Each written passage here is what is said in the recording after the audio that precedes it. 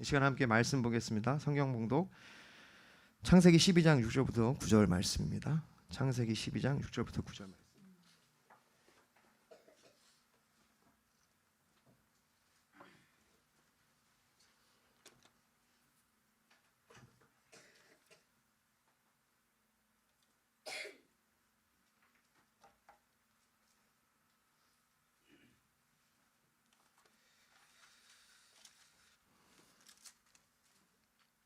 네, 말씀을 제가 봉독해 드리겠습니다. 창세기 12장 6절부터 9절.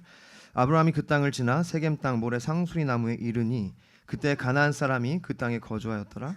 여호와께서 아브라함에게 나타나 이르시되 내가 이 땅을 내 자손에게 주리라 하신지라.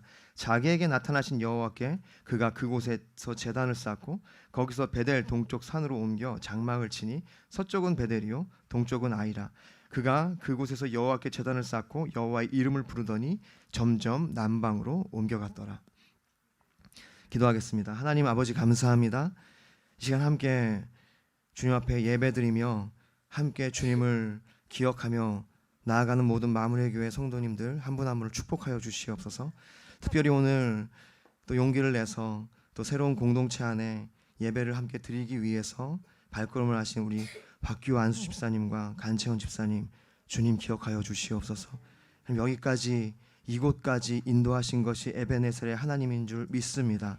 하나님 그들의 마음을 아시는 주님, 주님께서 이 예배를 통하여 이들을 축복하여 주시고 말씀하여 주시고 그들의 심령 가운데 하나님의 뜻을 밝게 할 수 있도록 인도하여 주시옵소서. 하나님 특별히 우리가 함께 예배드리는 모든 공동체가 이 말씀을 통하여 전하는 자나 듣는 자 모두가 하나님의 음성을 들을 수 있게 하여 주시고 성령의 충만함 가운데 기름 부으심 가운데 교통하심 가운데 우리가 하나님의 뜻을 밝히 아는 시간 될 수 있도록 인도하여 주시옵소서. 감사드리며 예수님 이름으로 기도하옵나이다. 아멘. 네, 오늘 하나님의 열심 아브라함 시리즈죠. 하나님의 열심 아브라함 시리즈 세 번째 시간입니다.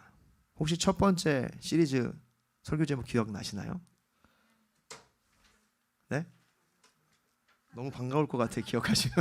사실 저도 기억이 잘 뭐였죠? 아브라함을 부르시다. 그러면 지난주 두 번째 시리즈 이름 제목이 뭐였죠? 네, 아멘. 감사합니다.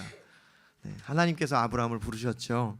그것은 정말 놀라운 부르심이고 사망 가운데 죽음 가운데 있는 아브라함을 택하셔서 생명으로 옮기시기 위한 구원의 그 역사를 시작하신 그 역사적인 부르심이라고 나눴고요. 그리고 이제 그 부르심을 따라가려면 우리가 어떻게 해야 되냐? 믿음이 있어야 되고 또 뭐가 있어져야 돼? 제가 까먹었어요. 여기 있겠구나. 또 우리 권예은 자매님이 또 이렇게 성심성의껏 이렇게 해줬어요. 그래서 떠남이 있어야 되고 이제 우리가 복이라는 사실을 알아야 되고 그리고 믿음이 있어야 주님을 따라갈 수 있다. 이렇게 나눴습니다. 할렐루야. 그리고 오늘 세 번째 시간은요. 제목은 그곳에서 예배합니다입니다.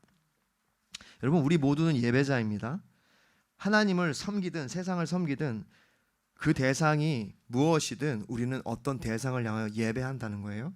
여러분 이 세상에 무신론은 없습니다. 무신론자들은 자신들이 신이 없다고 생각하고 그렇게 여기지만 그것 또한 믿음이고 그것 또한 예배입니다. 그들은 무신론이라는 그러한 철학을 신봉하는 거고 그것을 월십 거기에 가치를 두는 거예요. 예배라는 것은요 월십 가치를 두는 행위입니다. 우리가 오늘 주일 예배를 드리는 이유는요 하나님이 내 삶의 모든 것, 내 삶의 기업, 나의 유일한 소망이라고 우리의 삶의 가치를 주님께 올려드리는 것이 예배이죠. 그렇기 때문에 무신론자들도 그 신이 없다는 것에 가치를 두고 밸류를 두고 그것을 증명하며 살아가려고 애쓰는 것뿐이에요. 그래서 AW 초전은 우리 모두는 예배자다. 그 어떤 것을 예배하든 우리는 그것을 닮아간다. 바알과 아세라를 섬겼습니다. 가나안 땅. 아브라함이 그 땅에 도착했을 때 그 땅 사람들은 바알과 아세라라는 그 풍요와 다산의 신을 섬겼어요. 그들의 특징은 그들이 예배는요 다산과 풍요기 때문에 쉽게 말하면은 어떤 성행위들이 일어났어요. 한 번 보면은 잊어버릴 수 없는 당시로서는 정말 파격적이고 충격적인 그런 예배이기 때문에 열광할 수밖에 없었겠죠. 그들은 그렇게 그들에 따라서 그런 신을 섬겼고 어떻게 했죠? 그렇게 닮아가는 겁니다. 여러분, 선교란 예배가 없는 곳에 예배가 있게 하는 것이에요. 여러분, 선교는요 끝이 있습니다. 영원하지 않아요. 주님의 재림의 때 그때 마무리가 되는 것, 끝나는 것이 선교입니다. 여러분, 그러나 예배는요 영원합니다. 우리 영원한 그 나라에 가서 끊임없이 주님을 향하여 고백하고 올려드리는 것이 예배이기 때문이에요. 할렐루야. 그래서 선교보다 중요한 것은 예배입니다. 선교가 없는 곳에 예배를 있게 하는 것이 선교죠. 예배가 없는 곳에 예배가 있게 하는 것이 선교죠. 죄송합니다. 그래서 우리는 다 예배자라는 거예요. 아브라함은 그렇게 부르심을 받았어요. 그렇게 부르심을 받고 그 말씀에 의하여 그 여정이 시작되는 순간 그는 예배자가 된 겁니다. 어떤 예배자? 하나님을 섬기는 예배자. 우리도 마찬가지죠. 주님께서 우리에게 은혜를 주시고 예수 그리스도를 주라 영접하고 시인하고 그래서 거듭나는 은혜를 주셨기 때문에 우리는 이제 하나님을 예배하는 예배자로 살아가기 시작하는 겁니다. 오늘 본문을 보면요, 쭉 보면 가는 곳마다 아브라함이 이제 그 부르심을 따라 가나안 땅에 들어가서는요 제단을 쌓기 시작해요. 제단을 쌓는다는 것이 무엇입니까? 그가 하나님을 예배했다는 거죠. 그의 삶의 중심, 가장 먼저 그가 행했던 것이 예배였다는 거예요. 하나님의 통치를 인정하고 하나님의 보호를 기원하고 하나님의 은혜에 감사하는 것, 그것이 예배인데 아브라함이 그것을 주님께 드렸다는 거예요. 이처럼 우리 모두는 하나님이 우리를 인도하신 그 부르심 가운데 예배자로 살아가야 될 줄 믿습니다. 여러분, 우리가 아브라함처럼 여러분의 삶의 최우선순위를 예배에 두실 수 있기를 바랍니다. 오늘 보면요, 그가 장막을 옮긴 후에 가장 먼저 한 것이 예배였어요. 여러분, 주일은요 첫 번째 날입니다. 7번째 날이 아니에요. 우리에게 주일은요 제 첫 번째 날이에요. 예전에 스타벅스에서 달력을 만들었는데, 다이어를 만들었는데 주일을 제일 뒤에 놨죠. 우리 달력은요 주일이 맨 앞이잖아요. 그것이 어떤 뜻이냐면 우리가 주일을 첫 번째 날로 여긴다는 거예요. 예배는요 우리의 삶에 그렇게 첫 번째가 돼야 됩니다. 우리가 어떤 일을 시작할 때, 어떤 기념적인 일을 할 때, 지난번에도 말씀드렸지만 우리가 결혼이나 어떤 우리의 중요한 일이 있을 때 예배로 시작해야 될 줄 믿습니다. 여러분, 가정이 모여서 어떤 추석날 뭔가 함께 셀러브레이션을 할 때 예배로 시작할 수 있기를 축복합니다. 이것은 너무 축복이죠. 그렇게 아브라함은 가는 곳마다 예배를 드렸습니다. 그곳에서 예배를 드렸다는 거예요. 주님이 원하시는 예배를 드렸던 것이죠. 그래서 오늘 우리는 이 본문을 통해서 동일하게 부름을 받은 우리가 이 땅에 부르신 그곳에서 살아갈 때 어떻게 해야 온전한 예배자로 살아갈 수 있는지를 함께 나누고 싶습니다. 첫 번째는 그 땅 안에서입니다. 그 땅 안에서. 우리 창세기 12장 6절 말씀을 다 함께 읽겠습니다. 창세기 12장 6절 시작. 아브라함이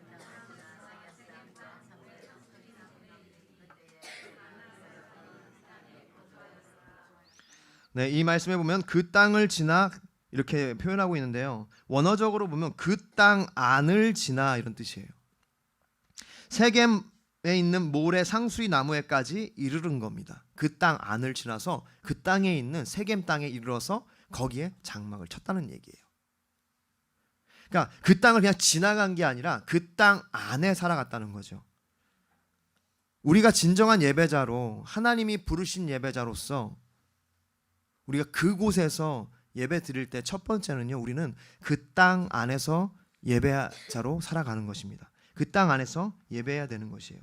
그 땅, 여기 보면은 모래 상수리 나무라고 되어 있는데 이것은 어떤 지역의 특징과 어떤 뭐라 그럴까요? 지표 같은 걸 얘기하는 거예요. 예를 들어 보면 여기 제 용문산이 있는데 얼마 전에 제 아내랑 가봤는데 너무 좋더라고요. 템플 스테이 한번 해보고 싶은 생각이 막 들 정도로. 근데 이제 경쟁 상다니까 그럴 수는 없고, 농담입니다. 죄송합니다. 자, 어쨌든 거기 갔는데 이런 거죠. 용문산 은행나무 하면 우리가 모두 거기가 어딘지 알잖아요. 그거와 같은 거예요. 모래 상수리 나무라는 것은 그렇게 어떤 지표, 지역의 어떤 특징, 거기에 그 유명한 근처에 이제 아브라함이 다다른 거예요. 여행을 했으니까 아무것도 모르고 가진 않았겠죠. 당시에 내비게이션이나 어떤 그 앱이 없었기 때문에 사람들에게 물어갔던 거예요. 그럼 우리가 가서 가나안 땅에 전에 지낼 만한 곳이 어딘가 이렇게 정보를 캤겠죠. 사람들이 얘기했겠죠. 아, 거기 세겜 땅에 가면 모래 상수리 나무 근처가 있는데 거기에 되게 이주민들도 많고 그게 괜찮습니다. 당신들이 가서 살기에 정착하기 좋을 거예요. 이렇게 얘기를 들었던 것 같아요. 그래서 그들이 그 가나안 땅에 들어가서 그 땅 안을 지나서 세겜 땅으로 간 거죠. 여기 중요한 진술이 하나 있죠. 그때 가나안 사람들이 그 땅에 거주하였더라. 가나안 땅에 가나안 원주민이 있었다는 겁니다. 여러분, 이들은 누구냐면 그 땅의 원주민으로서 그 땅의 신들을 섬기는 사람들이었어요. 아까도 얘기했지만 가나안의 신들은요, 바알과 아세라와 같은 그런 풍요와 다산의 신이었습니다. 왜냐하면 가나안 땅은요, 우리나라처럼 이렇게 큰 강이 흐르는 곳이 아니에요. 그들의 모든 농사는 하늘을 우러러 바라보면서 비가 와야 돼요. 늦은 비와 이른 비가 봄비고요, 이른 비가 가을비입니다. 제가 그렇게 배운 것 같아요. 자, 늦은 비와 이른 비가 내려야 농사가 성공하는 곳. 그래서 그들이 그렇게 하늘을 향해 절대자를 향하여 그렇게 어떤 그 기우제와 같은 풍요. 그래서 이제 그 바알과 아세라가 그렇게 아까도 얘기했지만 그러한 행위를 통해서 뭔가를 할 때 비가 내린다고 생각했던 거예요. 척박한 땅이었습니다. 그래서 그들은 그렇게 우상을 섬기는 사람들이었어요.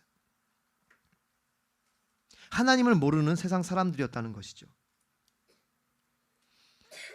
여러분, 그 아까도 말씀드렸지만 그들이 섬기는 우상은 그 어떤 제의 행위는요, 이 유다인들이 하나님의 백성이 그 땅에 도착했을 때, 특히 모세에 의해서 출애굽하여서 그 땅에 도착했을 때 그들이 본 광경은요, 과히 충격적인 것이었어요. 그렇기 때문에 한 번 보면 그 잔상이 남아서 우리 예배하는데 계속 그 생각이 드는 거예요. 거기가 좋지 않을까. 그래서 이스라엘 백성이 자꾸 그곳을 따라가기도 하고 그 우상을 섬기려고 했던 거예요. 여러분, 세상의 우상이라는 건 이런 것이 우리에게 그런 잔상을 줍니다.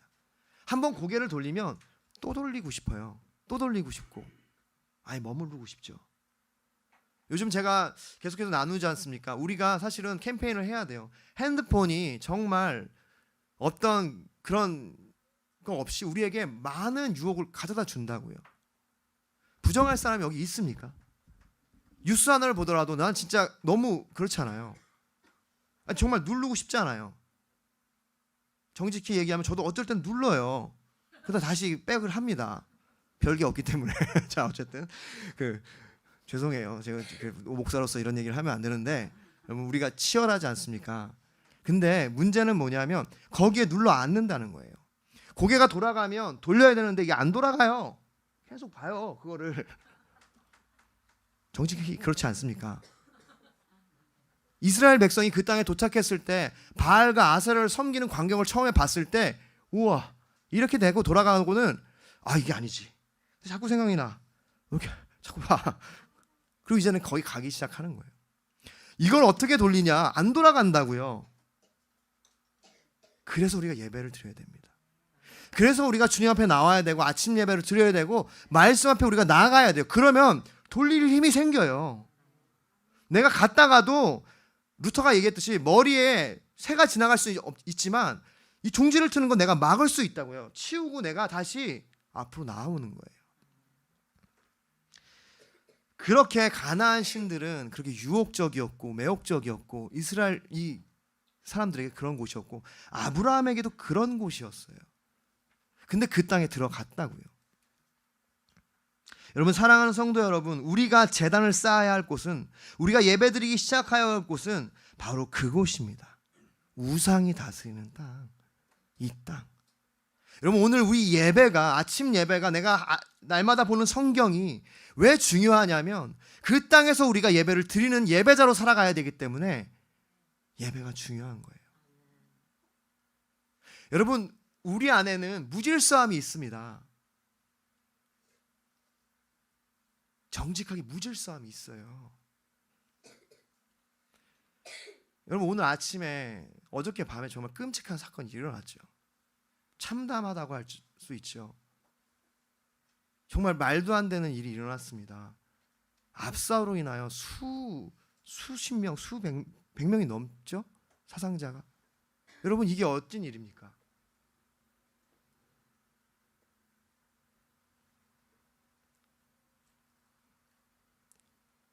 죄송해요. 유가족들이 얼마나 무너질까요? 하나님의 위로가 있길 바라요. 여러분 이 아픔이 우리 온 국민의 아픔이길 바라고 이 땅의 현 주소임을 우리가 직시할 수 있기를 바랍니다.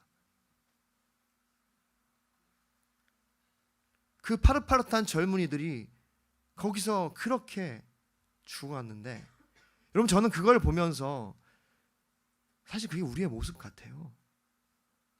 여러분 왜 그런 일이 일어났죠? 무질서죠. 여러분 성령은 질서의 하나님이고 하나님은 질서의 하나님입니다. 성령이 우리 가운데 오시면 우리의 삶에 질서가 생겨요. 절제가 생긴다고요. 그런데 디모데후서 3장 3절에 말세 고통하는 때가 이르러 사람들이 자기를 사랑하고 뭐가 없냐면 절제가 없겨져요. 여러분 다른 사람을 배려하고 질서를 지켰어야 되는데 배려 없이 절제 없이 마구 미니까 여러분 저도 예전에 그 신도림인가요? 그 지하철을 타는데 정말 깜짝 놀라 이러다 죽겠다는 생각이 드는 게 나는 가만히 있는데 애가 몸이 둥둥 떠가 진짜 그러더라고요. 너무 신기해. 그래서 이렇게 잠깐 살짝 뛰면 쭉 이렇게 가요. 왜냐? 미니까. 그랬던 것 같아요. 무질서와 배려 없음으로 인해서 민 거죠. 너무 안타깝습니다. 저는 이것을 보면서 우리가 우리 자신을 쳐야 되는 것 같아요. 우리의 허물입니다. 우리가 다른 사람 손가락질 할 게 없어요. 여러분 우리가 그리스도인으로서 이것을 아파하고 우리의 죄로 여기고 우리가 기도해야 된다고 저는 믿습니다. 이거 원망할 것이 아니에요. 핀잔하고 손가락질 할 것이 아니라 우리가 함께 아파야 합니다. 우리가 만든 사회예요. 기독교인들에게 전 책임이 있다고 감히 말하고 싶어요. 하나님 우리 그렇게 부르셨으니까 우리로 빛과 소금의 역할을 이 땅에서 하라고 하셨는데 안 한 거죠. 죄라는 것이 그렇습니다. 우리의 삶은 그렇게 무질서하게 몰아붙여요. 아브라함이 도착하여 그가 정착해야 될 땅에 그 현 주소가 바로 그거라는 거예요. 무질서. 우리가 예배 드리는 곳은 바로 그 무질서입니다. 여러분 우리가 예배를 드려서 우리의 삶이 뭔가 더 나아지고 행복해지고 질서가 정연해지고 모든 것이 내가 생각한 대로 다 된다고 생각하면 오산입니다. 예배하면 할수록 우리 안에 있는 무질서가 드러나기 때문에 점점 어려워져요. 싸울 것이 너무 많아집니다. 가정에서도 사회에서도 내가 싸워야 될 것이 너무 많아져요. 그래서 너무도 지친 마음이 있는 거예요. 때로는 신앙이 없었으면 하는 생각이 솔직히 든다고요. 왜냐? 너무 내 삶에 무질서함이 드러나기 때문에. 여러분 그런데 그것이 축복인 줄 믿으시기를 바랍니다. 아브라함이요 그 땅에 들어갔을 때 그 땅에서 예배자로 사는 것이 쉽지 않았습니다. 정말 쉽지 않았어요. 그러나 중요한 것은 그가 그 땅에서 예배자로 살아갔습니다. 할렐루야. 우리도 이 무질서한 이 우상을 숭배하는 이 땅에서 그렇게 하나님을 섬기며 예배자로 살기를 소망합니다. 여러분 그런데 한 가지 우리가 여기서 이 성경이 진술하는 바를 좀 집중하고 싶은데 오늘 이 본문 6절에 보면요 이렇게 고백하고 있잖아요. 그때 가나안 사람이 그 땅에 거주하였더라. 그때. 여러분 그때라는 것은요 과거 이제 그 옛날에 이런 뜻이에요. 그 전에 아즈라는 히브리어를 쓰고 있는데 이것이 옛날에 이런 뜻입니다. 그러니까 옛날에 그곳에 가나안 사람들이 원주민이 살고 있었다 이 뜻이에요. 그것은 무슨 말이냐면 지금은 살고 있지 않다. 그러니까 이 성경을요 우리는 모세오경이라고 하고 우리가 모세가 썼을 것으로 추정하고 있습니다. 다시 말해서 이 창세기는요 아브라함이 쓴 게 아니에요. 그 후대에 그 구전들을 통해서 기록하고 있는 거예요. 성령의 감동에 의해서. 근데 그 성경 기자가 그때에는 가나안 족속이 있었는데 지금은 없다는 거죠. 여러분 우리가 보는 이 우상 숭배자들, 하나님을 모르는 자들, 하나님을 거부하는 자들, 하나님이 없다고 믿는 자들, 그들은요 없어질 사람들입니다. 이 땅에 더 이상 남아있지 않고 하나님 심판에 의해서 없어질 자들이라는 걸 여러분 믿으시기를 바랍니다. 우리가 그 크신 하나님의 사랑 찬송가 부를 때 2절이 뭡니까? 죄범한 영혼들 주님을 향하여 구원해달라고 할 때 그때는 늦었다는 거예요. 우리만 주 믿는 영혼들에게 큰 사랑 베푸는 것이 하나님의 심판입니다. 할렐루야.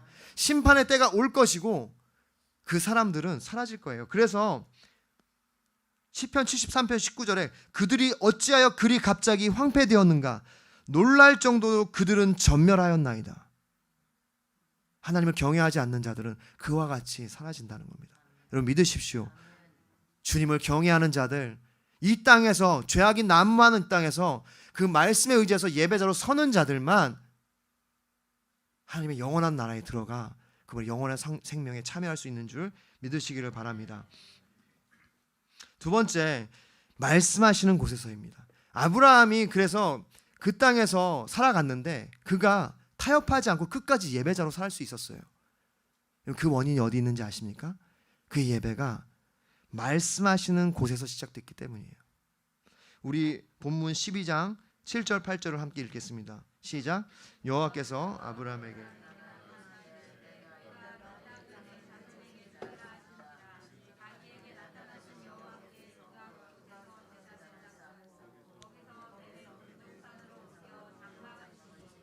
서쪽은 베델이요 동쪽은 아이라 그가 그곳에서 여호와의 제단을 쌓고 여호와의 이름을 부르더니 아멘. 그 땅에 도착하자 이제 가나안 땅에 도착하자 하나님께서 아브라함에게 나타나셨다라고. 이거 굉장히 중요한 것입니다. 중요한 단어예요. 나타나다. 이것이 현현이라는 것인데요. 이제 과거에 그 카톨릭에서는 현현, 주연절이라는 우리도 이제 아마 그게 있어요. 주연절. 하나님이 나타나신. 그러니까 이게 현현이라는 것인데 하나님께서 그에게 나타나셨다. 그리고 말씀하셨다. 이 라라는 단어를 쓰고 있는데요. 그가 그 땅에 도착했고 그리고 하나님이 나타나신 겁니다. 여러분 우리가 하나님 말씀에 의지해서 순종하여 그 땅에 도착하면 여러분 하나님께서 우리 가운데 나타나셔 말씀하시는 줄 믿으시기를 바랍니다. 우리가 right place, right 그 타임에 정확한 시간과 정확한 그때 거기에 가면 주님 말씀하시는 거예요. 그래서 주님 말씀하신다. 여기에 나타나다. 이건 보다, 나타내다, 증명하다. 하나님께서 아브라함에게 자신을 이렇게 보여주신 거예요. 우리는 죄인으로서 하나님 볼 수 없습니다. 그게 성경의 진술이에요. 우리는 하나님을 보면 죽습니다. 대신 하나님이 그의 사랑에 의해서 그분이 어떤 분인지 우리에게 나타내 주세요. 여러분 이것을 신학적인 용어로 계시라고 합니다. 그분을 이렇게 보여주세요. 우리가 알 수 있을 만큼만. 그래서 그 계시를 우리는 신학적으로 특별 계시와 일반 계시라고 얘기하거든요. 특별 계시는 바로 성경입니다. 하나님이 성령의 사람들, 그 원자들, 그 성경 기자를 통해서 우리 가운데 하나님의 계시들을 기록한 것. 성경은 더 이상 쓰여지지 않아요. 이것은 완성된 하나님의 특별 계시인 거죠. 일반 계시가 있습니다. 그것은 우리가 자연을 보면서 우리가 하나님을 만나고 그분을 경험하는 것. 우리의 관계 안에서, 인간 사회 안에서 주님이 창조하신 곳곳에서 우리가 그 창조의 섭리를 발견하는 것. 과학을 연구하다 보면 이거는 조물주가 있다고밖에 이거 생각할 수밖에 없다라고 얘기하는 것.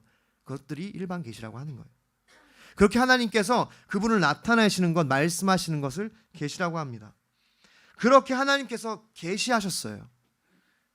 말씀하셨다는 겁니다. 뭐라고 말씀하시냐면 여기 말씀에 보면은 여호와께서 아브라함에게 나타나 이르시되 말씀하시되 내가 이 땅을 너의 자손에게 주리라 하시니지라. 자기에게 나타나신 여호와께 그가 거기서 제단을 쌓고. 그분 하나님께서 아브라함에게 나타나서 뭐라고 얘기하시냐면 이 땅을 너의 자손에게 주겠다. 여러분 이게 어떤 응답이면요 12장 1절에 내가 너에게 보여줄 땅으로 가라 라고 말씀하셨잖아요. 그 하나님의 말씀이 지금 이루어지는 거예요. 그 땅에 도착하자 이 땅이 내가 너에게 약속한 땅이다. 내가 너에게 보여주겠다고 한 그 땅이다. 이 땅을 내가 너의 자손에게 주겠다. 신실한 하나님께서 지금 그 약속을 말씀하시는 겁니다. 할렐루야. 근데 이때 아브라함이 그 나타나신 여호와께 그가 그곳에서 뭐라고요? 제단을 쌓고. 여러분, 우리의 예배는요, 주님이 말씀하시는 곳에서 시작되는 겁니다. 여러분, 우리의 예배가요, 우리 말씀하시는 곳, 주님 말씀하신 곳, 나에게 나타나신 곳, 그분을 계시하신 곳에서 시작되는 줄 여러분 믿으시길 바랍니다. 우리 예배가 왜 힘이 없냐면요, 왜 타협되고 왜 쉽게 무너지냐면, 우리의 예배를 우리가 우리의 생각과 우리의 감정과 우리의 판단에 두기 때문이에요. 여러분, 예배는 하나님의 말씀에서 시작되는 겁니다. 우리가 주일 예배 드릴 때 꼭 말씀으로 시작하잖아요. 저는 이거는 제가 배운 거예요. 여러분, 그 말씀이 예배의 부름입니다. 그 말씀이 우리 예배 기반이기 때문이에요. 할렐루야. 오늘 아브라함이 그 땅, 이방인들, 그 가나안 원주민들이 이방신들, 우상들을 섬겼던 그 땅에서 하나님, 가는 곳마다 예배자로서 하나님을 섬겼을 수 있었던 이유가 뭔지 아십니까? 그가 말씀하신 그곳에 말씀에 의해서 예배를 드렸기 때문입니다. 여러분, 우리의 예배가 어떤 나의 판단, 나의 사고, 내가 아는 것, 여기서 시작되지 않기를 소망합니다. 나의 감정, 나의 습관에서 시작되는 것이 아니라 하나님의 약속에서 시작될 수 있기를 소망합니다. 그것이 무엇입니까? 두려워하지 말라. 내가 너를 사랑한다. 내 아들아, 내 딸아, 가까이 오라. 가까이 있을 때 나를 부르라. 그 말씀들에 의해서 우리가 하나님 앞에 나아가 예배할 수 있는 것인 줄 여러분 믿으시기를 바랍니다. 할렐루야. 그렇습니다. 그렇게 예배는 말씀에서 시작됩니다. 그래서 신약자들이, 많은 주석가들이 이 예배를 정의하는 그 문장 중에 모두가 대부분이 제일 좋은 정리라고 생각하는 그 문장이 무엇이냐면 이겁니다. 예배는 하나님의 계시에 대한 인간의 반응이다. 하나님의 계시에 대한 인간의 반응, 그것이 예배입니다. 하나님이 나타나 말씀하시면 사람은 예배하게 되어 있어요. 결국 그가 베델과 아이 사이에 머물렀고요, 그의 손자죠 야곱이 밧다나름으로 도망가던 때 그가 루스라는 곳에서 잠이 들었는데 거기에서 꿈에 하나님이 나타나시죠. 내가 너와 함께한다. 아브라함의 하나님, 이삭의 하나님, 난 너의 하나님이다. 그 약속 위에 그가 일어나서 감사하며 제단을 쌓습니다. 그리고 그곳 이름을 여기가 하나님의 집이구나 하고 베델이라고 지은 거예요.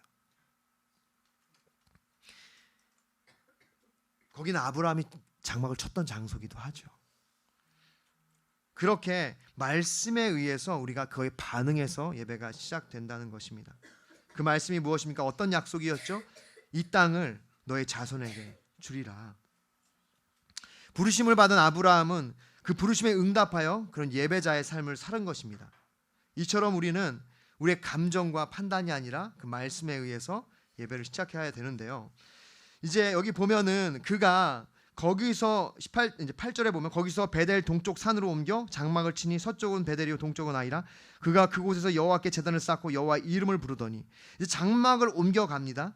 그곳에서 옮겨갈 때마다 그는 제단을 쌓고 여호와의 이름을 불러요. 가는 곳마다 주님을 예배한 것입니다. 여러분, 우리의 삶의 터전에 우리가 어떤 장소를 가든지 우리가 하나님을 먼저 생각할 수 있기를 소망합니다.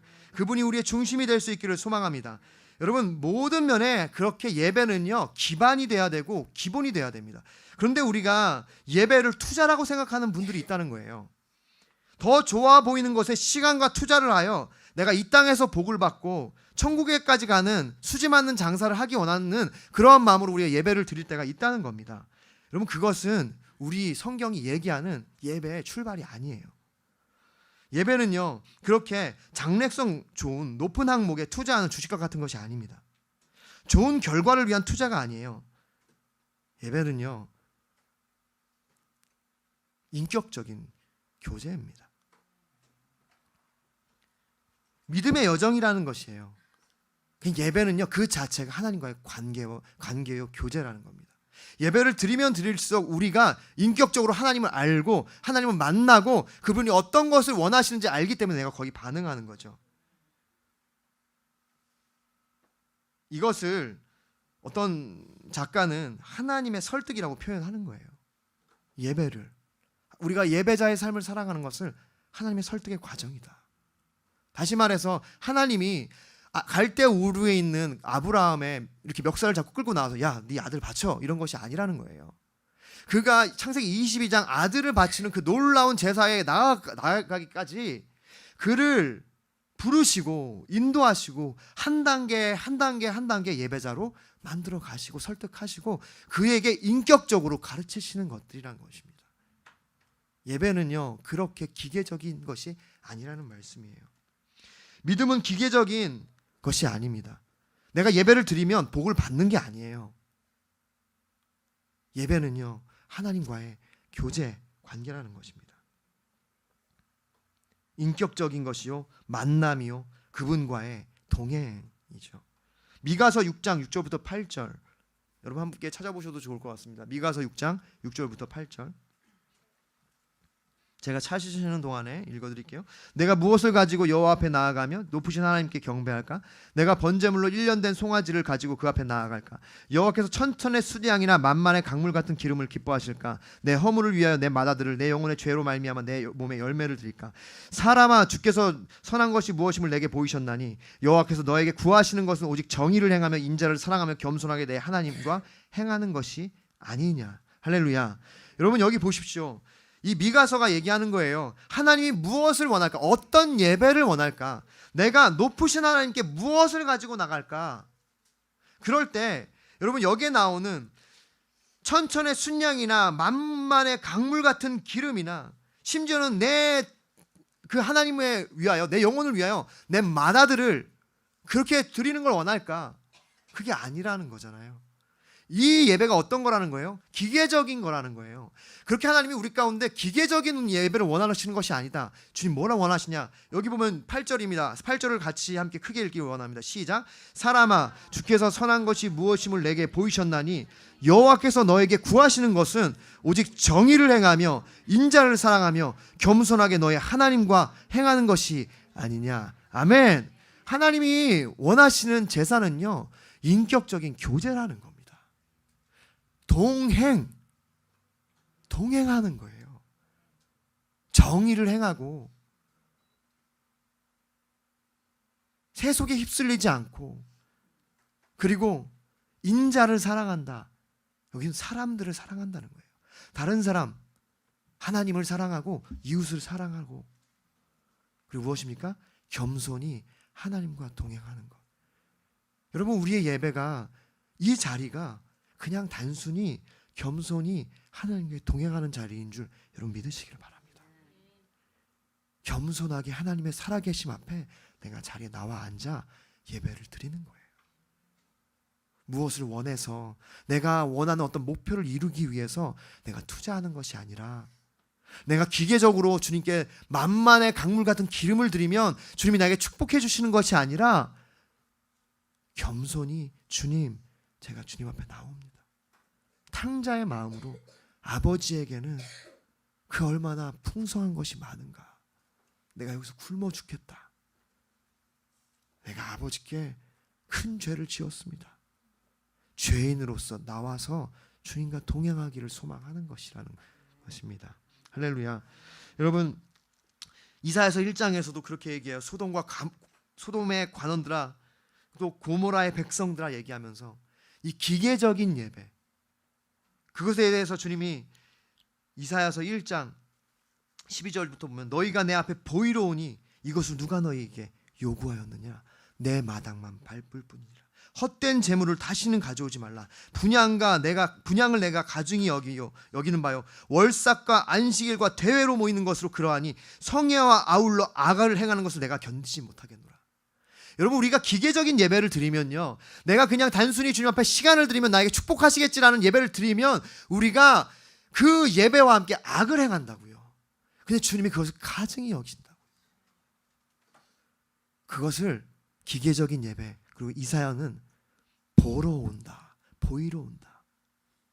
하나님은 우리가 주님 앞에 보이러 오는 예배를 원하시는 것이 아닙니다. 상한 심령. 하나님께서 찾으시는 제사는 상한 심령이라. 주께서 상한 심령을 멸시하지 않는다. 탕자의 마음으로 내가 겸손하게, 내가 아무것도 할 수 없고 나에게 가진 것이 없어, 하나님 내가 영혼의 양식을 먹기 위하여 이 자리에 나옵니다. 날 살려주세요. 그 말씀에서 시작하는 것이 우리 예배인 줄 믿으시기 바랍니다. 우리 회개해야 돼요. 여러분, 우리가 얼마나 예배를 형식적으로 드립니까? 여러분, 우리가 얼마나 우리의 예배를 주님 앞에 드려 치우냐고요. 우리가 그렇게 주일 예배가 주님 앞에 동행하는 자리가 되기를 소망합니다. 그렇게 예배가 우리의 말씀에서 시작되어 기계적이지 않고 관계적이며 인격적이며 주님과 겸손히 동행하는 그러한 예배가 되기를 원합니다. 그래서 이사야서 55장 6절에 이렇게 말씀하세요. 너희는 여호와를 만난 때에 찾으라. 가까이 계실 때 그를 부르라. 그래서 오늘 이 본문에서 아브라함이 이렇게 얘기하죠. 거기서 그가 8절의 하반절에 보면 그가 그곳에서 하나님 말씀하신 곳이에요. 여호와께 제단을 쌓고 여호와의 이름을 부르더니 가까이 계실 때 그를 부르라. 여러분, 가까이 계실 때 주님을 향하여 부르는 것이 예배입니다. 마지막입니다. 광야에서 여러분 12장 9절 함께 읽겠습니다. 시작. 점점 남방으로 옮겨갔더라. 점점 남방으로 옮겨갔다. 말뚝을 뽑았다라는 뜻이에요. 그러니까 장막이었고 텐트였기 때문에, 텐트는 이렇게 뭔가 이 말뚝을 박잖아요. 요즘에는 그런 것들 뭐라 그러죠? 전문 용어가 있던데 우리 이제 김소영 성도님이 아실 것 같긴 한데, 그래서 어쨌든 이렇게 뭐 이렇게 땅땅해서 튼튼하게 박아야 되잖아요. 그처럼 지금 말뚝을 뽑았다는 얘기는 그가 장막을 옮겼다는 거예요. 그 하나님 말씀하시고 하나님이 인도하시는 곳으로 옮겼다는 거기도 한데, 여러분 그가 결국 옮긴 곳이 어디냐면요, 네게부, 광야 지역이었어요. 네게부, 그러니까 여기 남방으로 옮겼다라고 할 때 남방은요 네게부입니다. 네게부. 그러니까 지역 이름이에요, 사실은. 그러니까 이 가나안 땅 지역의 남쪽에 있는 그 경계에 있는 땅입니다.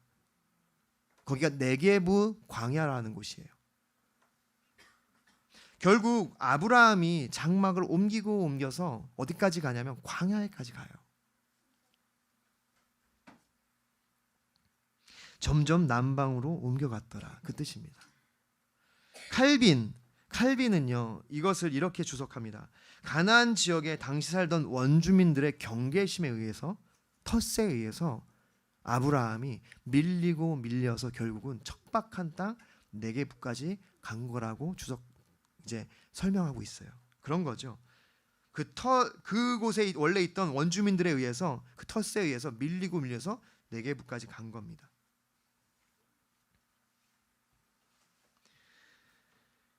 사도행전 7장 5절은 이렇게 얘기해요. 그러나 여기서 발붙일 만한 땅도 유업으로 주지 아니하고 다만 이 땅을 아직 자식도 없는 그와 그의 후손에게 소유로 주신다고 약속하셨으며.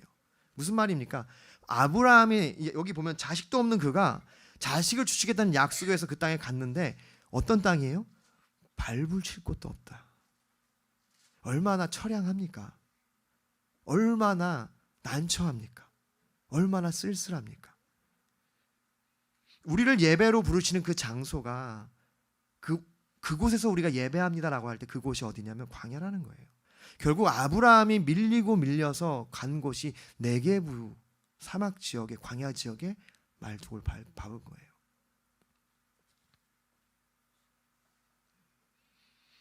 네게부 그 남방 지역은요 가장자리에 있는 곳입니다. 인생의 한계, 인생의 가장자리라고 할 수 있죠. 마실 물이 없는 곳, 하나님의 은혜가 아니면 살 수 없는 그곳. 여러분, 그러한 고통들이 우리의 삶에 있다는 거예요. 이 우상 숭배자들이, 이 세속에 속한 사람들이 살아가는 이 땅에서 우리가 예배자로 살아갈 때 우리의 그런 어려움이 있다는 건데, 베드로전서 4장 1절부터 3절은 이렇게 얘기합니다. 우리를 이렇게 격려하고 있어요. 그리스도께서 이미 육체의 고난을 받으셨으니 너희도 같은 마음으로 갑옷을 삼으라. 이는 육체의 고난을 받는 자는 죄를 그쳤음이니 그 후로는 다시 사람의 정욕을 따르지 않고 하나님의 뜻을 따라 육체의 남은 때를 살게 하려 하심이라. 너희가 음란과 정욕과 술 취함과 방탕함과 향락과 무법한 우상 숭배를 하여 이방인의 뜻을 따라 행한 것은 지나간 때로 족하다. 여러분, 하나님께서 이 아브라함을 그 장막터를 계속해서 옮겨서 네게부까지 몰아가신 것이 무엇이라고요? 고난을 허락하신 거예요. 근데 그 고난이 올 때 이 베드로가 사도가 우리에게 권면하는 것은 뭐냐면 우리 마음을 강하게 하라. 뭘 생각하고? 예수 그리스도를 생각하고. 예수 그리스도가 고난 중에 사셨다는 거예요. 근데 그 고난이 어떤 유익이 있냐면 우리의 인생의 남은 때를 하나님 뜻을 따라가게 한다. 하나님 뜻대로 살아가게 한다. 할렐루야. 이 얼마나 큰 축복입니까? 여러분, 하나님은 우리가 그 네게부라는 곳에 이르렀을 때 비로소 우리를 다스리시기 시작한다는 거예요. 여러분, 우리가 가나안 땅, 그 좋은 땅에 있을 때는요, 훈련이 안 돼요. 딴 생각을 하기 쉽습니다. 뭔가 잘 되고 있으면요, 하나님을 안 찾아요. 우리가 네게부라는 곳에 갈 때 이제는 하나님을 찾기 시작하고 그 고난이 우리로 하여금 우리의 인생의 남은 때를 하나님의 뜻을 행하며 살 수 있도록 가르쳐 준다는 거죠. 할렐루야. 그렇습니다. 우리는 그렇게 네게부로 인도받을 거예요. 그 광야에서 여러분 하나님을 예배할 수 있기를 소망합니다. 왜냐하면 여러분, 이 원래 그가 처음에 그 땅에 들어갔을 때 사람들이 아까도 얘기했지만 정보에 의해서 어디에 처음에 장막을 폈죠? 세겜. 여러분, 아브라함뿐만 아니라 그 뭐 이삭이든 야곱이든 다 세겜에 장막을 먼저 쳤고요. 거기가 풍성하고 풍족한 어떤 땅이었어요. 잘 발전된 곳이었다는 뜻이에요. 쉐겜, 이게 쉐겜이라는 히브리어에서 나온 그 지명인데 이것은 목 혹은 어깨 산마루라는 뜻입니다. 그러니까 뭐라 그럴까요? 높은 곳이에요. 여러분, 베버리 힐즈가 힐즈라는 말 자체가 언덕이라는 거 아시죠? 여러분, 저기 강남도 참 비싼 땅인데 또 강북에 가면 비싼 곳이 있잖아요. 평창동인가요? 맞죠? 언덕이잖아요. 여러분, 과거로부터 도시의 언덕은요, 뭔가 부유한 사람들이 이렇게 모여 사는 곳이 언덕이 많습니다. 왜냐하면 살기가 좋고 뭔가 할 수 있는 것들이 많기 때문이에요. 재화들도 많고. 이 쉐겜이라는 지역이 바로 그와 같은 산마루 지역이었다는 거예요. 살기에 좋은 곳이었다는 겁니다. 우리가 하나님의 부르심을 받아 어떤 곳에 새로 들어가게 되잖아요. 근데 우리 안에는 쉐겜에 들어간 것처럼 기대함이 있어요. 뭔가 좋아 보여. 제가 양평에 들어왔을 때 약간 그랬어요. 살만한데? 스타벅스가 2개나 있네? 막 이러면서 야, 양평 좋다. 양평 라이프 괜찮은 것 같아. 이런 마음이 든다고요. 근데 이제 제가 이제 3월에 와가지고 지금 이제 한 10월, 11월이 됐잖아요. 이거 좀 쉽지 않은데? 이런 생각이 이제 들기 시작하는 거죠. 아브라함이 그랬을 거예요. 처음에 하나님의 뜻에 의해서 쉐겜 땅에 들어갔는데 산마루, 언덕, 어깨, 뭔가 괜찮은 지역이었어요. 발전될 것 같아요. 전망이 있어 보입니다. 하나님이 자식도 주고 뭔가 부유하게 하실 것 같아요. 그런데 텃세가 너무 심하고 생각처럼 잘 안 되는 거예요. 어려운 거예요. 장막을 옮기기 시작합니다. 쉐겜이란 곳에서 점점 내려와요. 베델이란 곳. 베델은 좀 더 남쪽입니다. 아이와 베델 사이에 중간에 이제 장막을 쳤어요. 점점 남방으로 가다가 결국은 어디까지? 네게부까지 가는 거예요. 이제 한숨이 나오는 거죠. 제대로 온 게 맞나? 하나님 말씀하신 거 맞나? 여러분, 우리의 삶이 약간 그런 것 같아요. 뭔가 우리가 처음 시작할 때는 에너지가 넘칩니다. 뭔가 될 것 같아요. 막 시작합니다. 의욕이 넘쳐요. 그런데 상황과 환경이 녹록지 않다는 것을 알고 내가 내 마음대로 인생을 좌지우지할 수 없다는 것을 깨닫기 시작하죠. 결국 내가 서 있는 곳이 네게부라는 것을 알게 되는 거예요.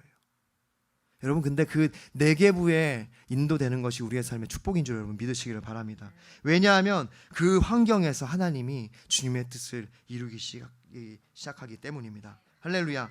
하나님께서는 그렇게 그의 인간적인 모든 소망을 끊으시고 이제 하나님의 소망을 주시기 시작하는 거예요.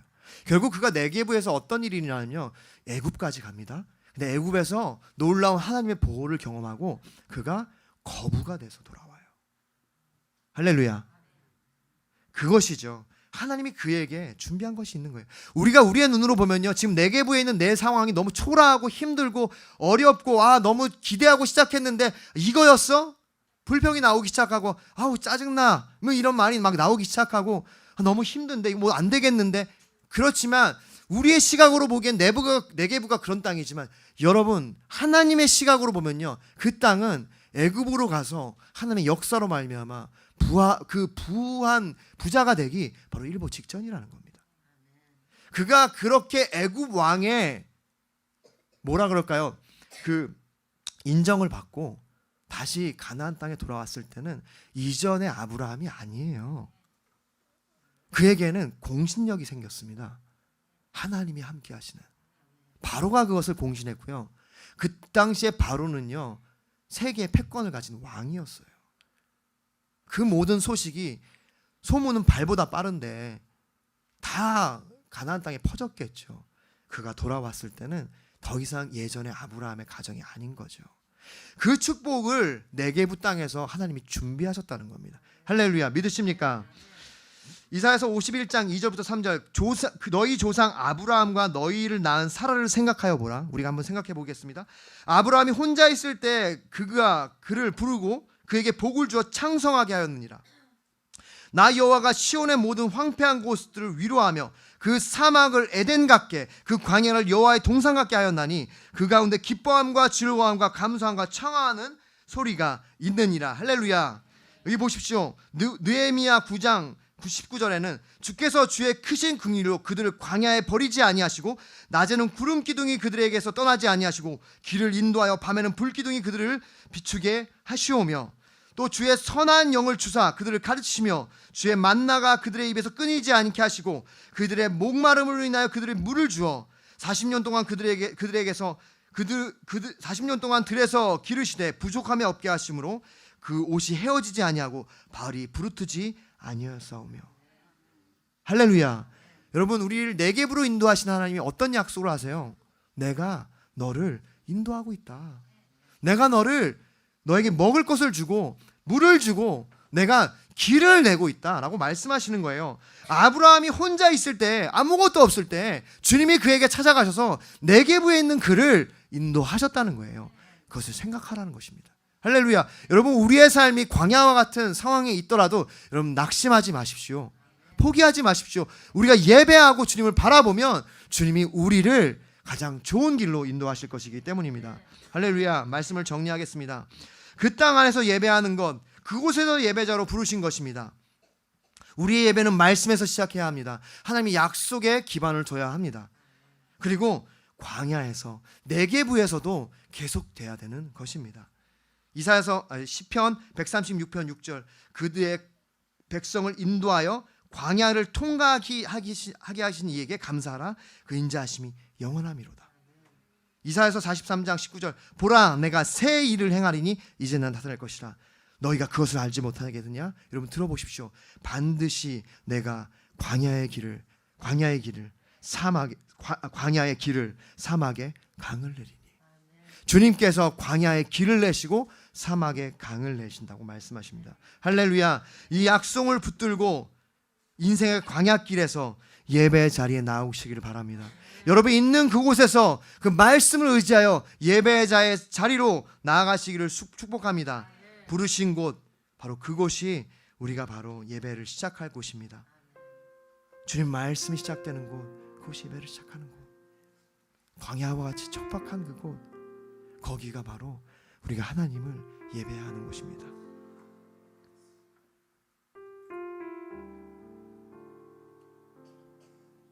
시간 함께 기도할까요? 기도할 때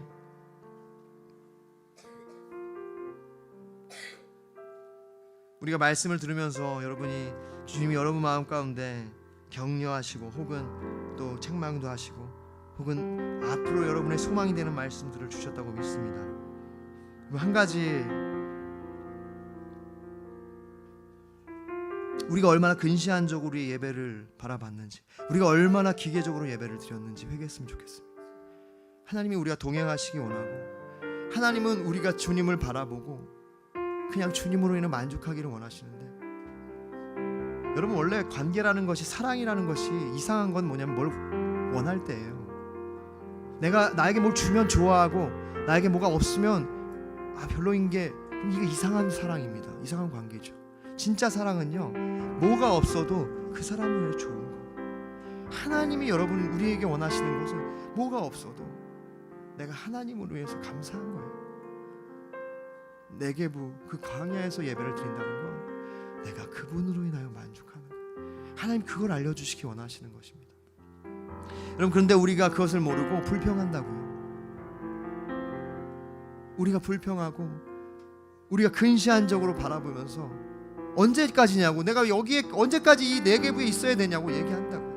하나님 놀라운 것을 준비하고 계시는 거예요. 여러분, 우리가 회개하기를 원하고 포기하지 않기를 원하고 하나님의 약속을 믿기를 바랍니다. 주님께서 말씀하세요. 내가 광야의 길을 사막의 강을 내겠다. 이렇게 함께 기도하기를 원합니다. 함께 기도하겠습니다. 하나님 감사합니다.